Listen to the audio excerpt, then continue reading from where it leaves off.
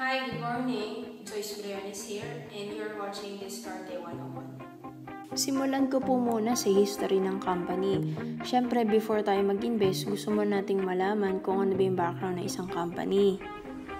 So, pakilala ko na sa inyo, name ng company po natin is Pinoy Pao Express Incorporated. Nag-start pa po tayo way back since 1992. Pangalan po, meron tayong sariling factory. Pangalan po ng factory natin is Red Cricket Vending Concept. Tayo po yung dating supplier ng McKinney. Nagsusupply po tayo din ng mga siopaw, siomai, longganisa, tocino, yan, etc. And then, noong 1996, natayo yung dalawang unang franchise which is yung My Pao tsaka Jax.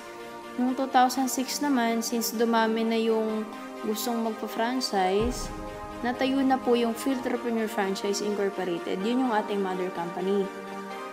So, overview po ng ating history, ang factory natin is running for almost 22 years na po siya. And then, yung ating franchising company is almost 8 years na siya. So, pagdating po sa stability ng company, wala na pong question dahil sabi nga sa BIR, kapag lumagpas na po ng 5 years, considered na po talaga siya as stable. And then, next ko naman pong papakita is yung mga awards ng ating company. And multi-awarded po to. Ang latest natin is yung 2011 Asia Pacific Excellence Awardee. Ayan. And then, na-awardan din po tayo as Consumer Choice Awards. And kilala po tayo across Southeast Asia. Next ko na pong ipapakita sa inyo is itong ating mga silver card concept or single card concept package. So, ibig sabihin po, package na siya, complete set of equipments. Ngayon, ano yung una nating concept is itong Burgero, buy one, take one burger. Makita nyo na rin dyan sa picture yung mga product inclusions, pati kung ano yung kasama dun sa 30,000. And then, meron tayong Emperor Siomai, Jax Eatables, O Noodles, Pinoy Pao, ang ating bestseller, magkasama na siyang siopaw and siomai, Pizza Pinoy, Red Bowl o yung ating rice toppings, Buko Nut, ito yung ating Buko Shake franchise. So, that concludes our single card and silver card concepts. Meron naman po tayong mga tinatawag na combo card package. Ito yung para sa mga taong gusto makatipid. Una natin is yung 2-in-1 concept. Ibig sabihin, doon sa una kong binanggit na mga concepts, pwede natin siyang pagsamahin dalawa.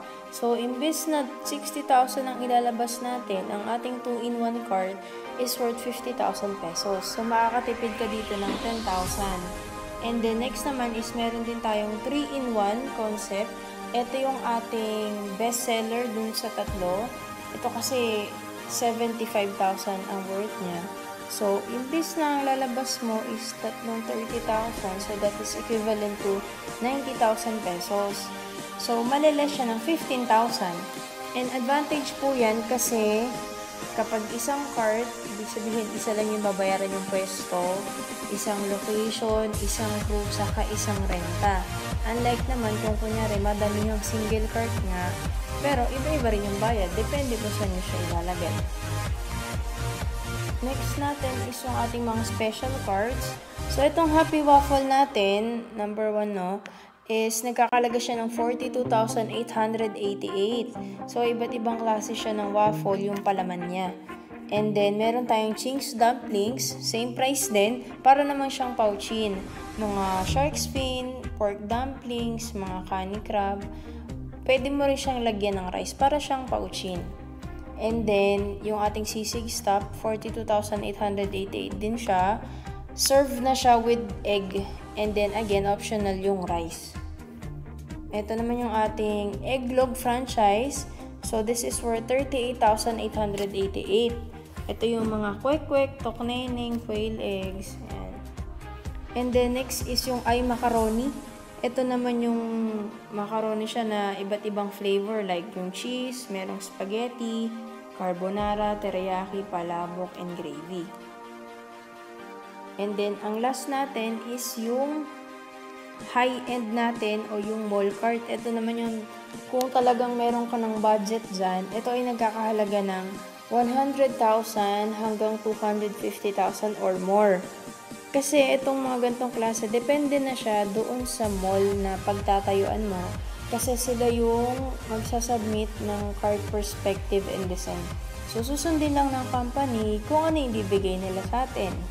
And then, pati yung materials, lahat sila ang magde-decide. So, range pa yung price niya. Depende dun sa itsura. And for our last cart, ang latest natin is yung ating mobile cart. Ito is may kasama na siyang bike, tapos yung mismong cart natin, and then may umbrella. Ang maganda dito ay hindi mo na kailangang problemahin yung location mo kasi pwede mo siyang dalhin kahit saan. So, you can earn anywhere, anytime. As of the moment, may mga piling concepts pa lang nga ang available sa ating mobile cart. Yan, before starting a business, lalo na ako food care franchise, there are still things to consider. So, number one is yung location. Kailangan yung location mo is matao. And then, mas mabilis kasi kung meron ka ng isasabit na location para for approval na lang. And then next is, kadalasang wino-worry ng mga franchisees natin is paano kung first time ko pa lang sa business? Paano ko ba i-handle yung ganito? Paano gagawin kung sakaling ganito ganyan? So, kung first time, hindi mo kailangang mag-alala. Kasi meron tayong mga franchise seminars and trainings, no, para sa promo at para din sa'yo kung paano mo i-handle yung business. So, hindi mo kailangang mag-alala. And kung ikaw naman ay meron ng mga existing business and gusto mo mag-expand, tamang-tama sa'yo ang food care franchise business. Perfect din siya para sa mga beginners kasi mura lang yung puhunan and at the same time, madali lang siyang i-manage. Okay? Yan, ito po, discuss ko sa inyo yung ating inclusions ng price ng inyong franchise, ng pag-franchise. Number one is meron ka ng complete set of equipments. Ibig sabihin, let's say, ang in-order mo is yung ating Pinoy Pao. May kasama ka na ng steamer, electric steamer. Next natin, syempre, yung mismo food cart. So, ito yung mga sizes niyan. Pag single cart ang pinuha mo, 3 feet by 2 feet by 6. And then yung 2-in-1 natin, 4.5 feet by 2 feet by 6. And then yung ating 3-in-1, 6 by 2 by 6 feet. Yan, pagdating ulit dun sa ating initial inventory, sa single cart natin, it is worth 400 pesos. Kapag naman 2-in-1, since dalawa siya, dodoblein lang natin, magiging 800. And then yung last natin is 3-in-1, so ang initial free products natin is worth 1,200. So, para sa mga nagtatanong, gaano po katagal yung supplies niya? Ito, depende siya dun sa area mo. Kasi kung malakas yung bentahan, baka isang araw lang ubus ka agad or let's say 1 hour, 2 hours. Depende talaga siya sa location. Next natin na inclusion is yung franchisee seminar. Isabihin, pag nag-franchise kayo, kailangan nyo umattend na franchise seminar para mas lalo nyo maintindihan kung paano siya ginagawa. Lahat ng questions nyo kasi doon na siya masasagot. Okay? Para naman sa mga malalayong lugar, we highly suggest pa rin na kung makakapunta as much as possible, punta po kayo. Pero kung sobrang busy talaga as in, pwede naman pong online application. And then next natin is yung crew training. Ngayon, itong crew training na to, free na siya, kasama na rin siya, unlimited. Ibig sabihin po, let's say meron kayong crew, pumasok siya. Kaso, bigla siyang nag-resign, syempre hanap ulit kayo ng panibago, paano yun, wala siyang alam. Good news po niyan kasi pwede ulit siyang mag-training ng libre. Okay? Next natin is meron kayong e-loading business. Itong e-loading business, ang partnership po natin dito is yung Load Central. Okay? Explain ko sa inyo kung paano. Yan, discuss ko sa inyo kung ano yung computation natin pagdating sa ating e-loading business. Ngayon kasi, pag ikaw nagpa-activate ka, ikaw ang bahala kung anong gusto mong SIM card. Basta ang company na ang sagot sa activation mo. Ngayon, meron kang 2 options. Number 1, pwede kang maging sub-dealer ng company. And next is pwede kang maging retailer. Ngayon, pag sub-dealer ka, yung pwede mong itubo is 1 to 3%. And then, kapag retailer naman is 9 to 13%. Ngayon, itong sub-dealer, sila ngayon yung nagsusupply ng load sa retailer. Yung retailer naman, sila yung nagbibigay ng load sa ating mga consumers. Ito yung mga tinitingin like 15 pesos, 10 pesos, 5 pesos, ganyan. Ngayon, ang advantage mo din kapag ikaw sub-dealer ka, since, again, advantage natin, one SIM card, pwede kang mag-load sa lahat ng networks. Kunyari, ang gamit mong SIM card ngayon is Globe ka. So, kung Globe ka, pwede ka na mag-load sa Sun, Smart, Globe, Touch Mobile, and then sa lahat ng online games, pati yung mga internet cards, and etc. Ngayon, pag ikaw sub-dealer ka, pwede ka na rin mag-activate ng mga retailer. Ibig sabihin, pag in-activate mo yung mga retailer, pwede na rin silang mag-load sa lahat ng networks. And then, ang advantage again ulit, pwede mo din silang singilin at least 300 pesos to 500 pesos. So, extra income. Okay? And then, yung last natin is yung accident insurance powered by Sun Life. This is worth 50,000 pesos. Ibig sabihin ng accident insurance, hindi po siya applicable sa cart yung let's say nagasgasan. Hindi po. Ito po is para sa inyo. Or pwede nyo pa-incentive sa crew nyo kasi sila naman yung magbabantay. Okay? Ngayon, discuss ko naman sa inyo yung ating advantages sa ating company. Ngayon, number 1 is wala tayong hidden charges. Ibig sabihin, kung ano lang po yung sinabi namin, yun lang po yung babayaran. For example, kasi may mga instances kasi na naipito sa amin ng ibang franchisee namin. Kapag daw nag-franchise sila, let's say, nakapagbayad na. So, bago, palabas na yung card, gano'n, Tapos, nung kukuha na nila, sasabihin sa kanila, ay, ma'am, magdagdag pa po kayo ng ganito kasi may mga process pa po, tapos may babayaran pa, etc., etc. Sa atin po, hindi gano'n. Kung ano lang po yung sinabi namin, yun lang yung babayaran. Okay? And then next natin, wala po tayong quota. Ibig sabihin, yung sa quota, kung example, ang gusto nilang orderin, let's say sa siomai, is pure pork siomai lang. Okay lang po yun. Kasi kung ano po yung malakas sa inyo, yun lang po yung pwede nyong orderin. Or yun lang yung gusto nyong orderin, okay lang din yun. Next natin is royalty fee. Ngayon, dito po sa company, wala tayong binabayarang royalty fee. Ito kasi yung 3 to 5% na ibabawas dun sa gross profit nyo pag kumikita ka kada buwan. Ibig sabihin kasi sa ibang company nagbabayad sila ng pang-advertisement. So, dun sa kikitain mo, hindi mo na kailangan mag-advertise, ibabawas na lang nila. So, sa atin, wave din po yun, wala tayong royalty fee. So, rest assured kayo na yung income nyo po pag kumita kayo, sa inyo na yun lahat. Okay? Next natin, number 4 is easy inventory. Ibig sabihin ng easy inventory, per pack po kasi madali siyang bilangin. Let's say, sa siomai, 30 pieces lang siya. Yung sa mga siopaw naman, 20 pieces per pack, 10 pieces per pack. So, when it comes to computing, madali siya. And then, last natin is yung drinks. Ibig sabihin, wala po tayong tie-up sa drinks. Kung mapapansin nyo kasi, pag sa mga malls, yung iba ang kailangan lang na kasamang drinks is yung mga sago, yung mga gulaman, tubig, gano'n. So, sa atin po, once na nag-franchise kayo, kahit ano po yung isama yung drinks, pwede. Pwede kayo mag-gulaman, mag-iced tea, red tea, soft drinks, okay? Wag lang po yung mga alcoholic beverages, like yung mga Red Horse, yung Emperador, Matador, mga gano'n. Wag po yun, okay? And then, pag po may mga existing business na po kayo na gusto nyong idagdag, paano yan? Kunyari, meron akong sarili kong karinderya or meron akong mga empanada. Pwede naman po yun na itatabi lang. Huwag niyo po siyang ipapatong sa food cart natin. Kasi kung kunyari po may mag-inquire sa inyo, gusto rin mag-franchise, isipin po nila na, ay, kasama rin ba yan sa franchise? Okay, so, hindi po pwede. Pwede po natin siyang itabi. Okay? Yan, let us now proceed sa ating tinatawag na zoning. Ngayon, kailangan nung kasi natin, pag nagpapasok tayo ng location, i-approve po muna yun for zoning. Ano ba yung zoning na tinatawag? Ito yung kailangan, within 500 meter radius, kailangan wala kang same concept na napili mo. Para ma-make sure natin na wala tayong agawan ng market at walang malulugi sa inyo. Ngayon, example, ang kinuha mo is yung ating Pinoy Pau, which is yung siopaw at siomay. Kailangan within 500 meters radius ng area mo, ikaw lang yung may karapatan na magtayo ng siopaw at siomay. Siyempre, maliban na doon sa ibang company, no? Ngayon, pag sinabi, doon sa same concept din na nag-franchise din sa company natin. Example, naglagay siya dito ng Pinoy Pao din.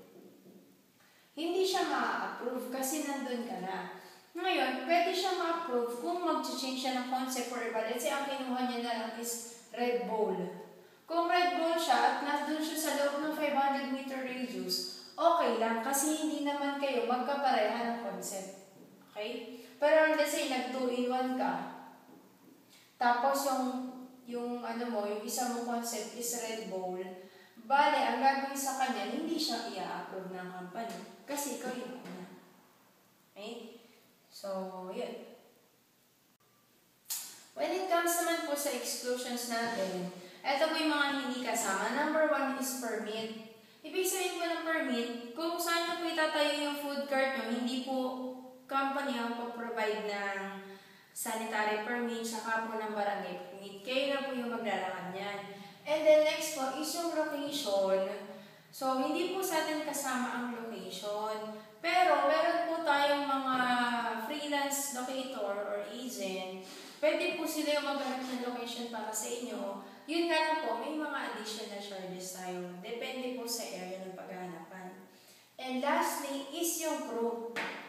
And nagtatanong kasi, kasama na rin ba sa yung tao? Hindi po kasama yung tao. Kayo po yung bahala maghanap niyan. Pero, kami naman po yung sasagot ng training nila. Okay, so rest assured po na kami yung bahala mag-train sa kanila. Yan, here's the additional information. When it comes naman sa ating renewal, kasi ang contract natin is every 3 years. So, ang renewal fee is 6,500 pesos. Let's say, for example, gusto mo pang ituloy yung product partnerships sa company, bayad ka lang or renew ka lang for 6,500. And then next natin, when it comes naman sa shelf life, tumatagal yung ating products pag nag-order ka, 1 to 3 months. Ngayon, pag na-open mo na or naluto mo na, kailangan mo siyang i-consume within 24 hours. And then, ang release ng food carts natin is within 3 to 4 weeks upon payment. For example, ngayong araw na to, nagbayad ka. So, let's wait for 3 to 4 weeks bago mapadala yung card sa'yo. Kasi ginagawa pa siya pag in-order mo. Hindi siya naka-ready-made na. Ngayon, ano naman kung gagawin namin dun sa 3 to 4 weeks sa pag-antay? Madami po pwedeng gawin kasi let's say sa first week po or first 2 weeks, pwede natin asikasuhin lahat yung barangay permit, yung location natin. Lalo na po crucial yung location. Kasi sa amin ho, no, sobrang ang dami mga interested naman na lagi nila pinaproblema is yung location. Miss Joyce, okay naman po, maganda po yung offer nyo, kaso ang problema lang po is yung location. Ngayon, sasabihin ko po sa inyo, okay lang po yun. Ang maganda po niyan kasi is habang ginagawa po yung cart nyo, pwede nyo nang ilakad or maghanap ng location. Bakit ho? Kasi kunyari, nakahanap lang kayo ng location. Okay, Miss Joyce, nakahanap lang ng location. Ngayon na lang po ako magbabayad. Pag kasi nagbayad kayo, let's say nakahanap ng location, kailangan yung bayaran na agad yun para walang mauna. Bakit? Kasi yung release ng food cart natin is within 3 to 4 weeks na po ang waiting time. So, kailangan dun sa 3 to 4 weeks na yun, maganda po kung may location na talaga habang nag-aantay. And then, pwede nyo na pong nakarin lahat ng kailangan, like yung permits natin, yung crew training, pati po yung franchise seminar, pwede na po natin attendan. Okay? Next time po natin i-discuss is yung product delivery. Product delivery po, within Metro Manila naman, paano po ba yung delivery ng products? Kunyari sa lugar namin. Ngayon, bili lang po kayo ng worth 3,500 minimum worth of products. Pag yan, within Metro Manila, libre na po ang delivery. Ngayon, paano naman po kapag sulat si Batangas, Rizal, Pampanga? Ngayon po, meron naman pong by provinces. Purchase na po kayo ng worth 3,500 minimum. sagot nyo nga lang po yung free charge. Pero po, peer-to-peer na po yung transactions natin. Free delivery po siya. Sagot nyo lang po yung free charge. Okay? And then, huwag po kayo mag-alala kasi nag-ooperate po tayo nationwide at madami po tayong distributors all over the Philippines. So, ito na yung ating last part, which is yung mode of payment. Pili lang po kayo kung anong gusto yung transaction natin. Meron po tayong cash. Cash po, one-time payment lang po siya. Pwede rin credit card, BDO, or Metrobank card holders. And next po is check. Kailangan lang po ng 3 days clearing. Okay? So, ngayon po, if may nakapag-decide na po kayo or nakapili na po kayo ng concept nyo mula po sa mga diniscuss natin, pili na po kayo agad and then hanap na kayo ng location as much as possible. Bilisan po natin. And call nyo lang po kami, contact us. Okay, nandyan naman po yung mga contact numbers namin sa ilalim. For more details po, you can visit also our website, which is included also. Dito rin ako, makikita nyo din sa video, okay? And then, subscribe po. Huwag nyo po makalimutan mag-subscribe. And like nyo din po yung aming Facebook page. Okay? For updates, and then yung YouTube natin, subscribe lang kayo para sa mga helpful tips natin and lahat ng mga kailangan nyo. Andyan na, okay, paparating na. So, yun lamang. Thank you